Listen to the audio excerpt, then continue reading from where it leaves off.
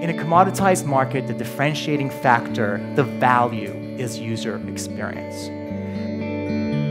That's the sort of power that mobile technology brings to everyone. That's the sort of power that makes me love this industry.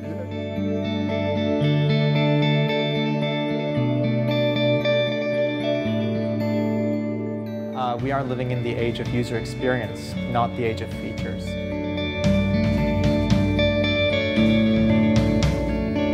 But they went far beyond usable, because usable is kind of like edible, right? Usable is a first step we need to get to.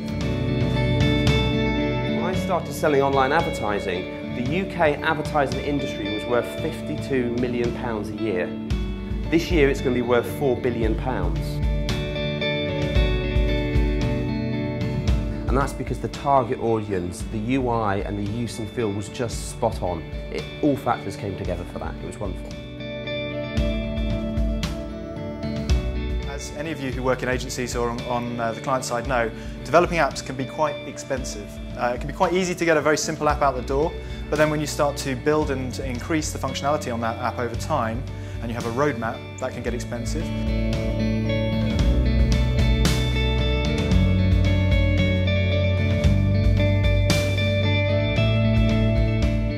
Yeah, mobile's had a great impact on publishing because it just enables people to consume content in so many different ways in so many different places. It's through the day, from the moment they wake up to the last thing at night now.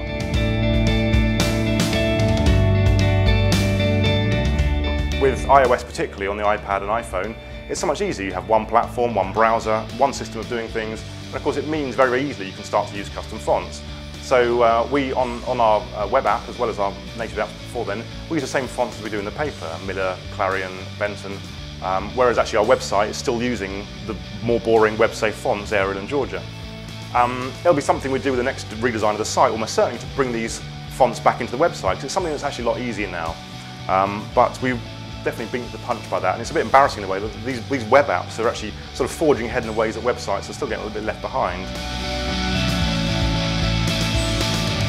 And if I could add one more piece of advice, I would say no as a word is your best friend, not yes. The iPhone and everything that came with it basically opened it up to make it, like bring it to the masses. There really is an issue where the industry hasn't rallied around trying to have consistent branding across all these different digital media types. Aral's tour sort of set the tone and sort of fired everyone up for the rest of the day. The day's been really good fun. I've done a bit of networking, which is always good. I would consider is, what are you trying to get your audience to do?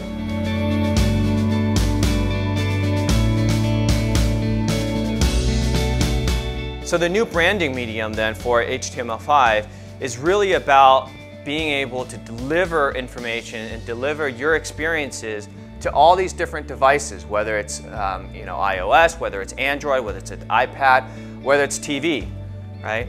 And the beauty of HTML5 is that anything that you develop for these different types of mediums can be ported back over onto the desktop. However, the vice versa, that's not necessarily true as you scale down from the desktop to these devices. There is hope for creating beautiful, rich editorial experiences, and this will be mentioned many times today, as it already has been. We feel open web standards play an important role for all of our channels. CSS3 alone gives us significant improvements in terms of layout and presentation, animation, irrespective of operating system. Whether it's advertising or campaigns or whether it's actual business processes, you need to make sure that they're using mobile to enable them to talk to their customers and listen to their customers, more importantly. Listen to their customers as often as possible.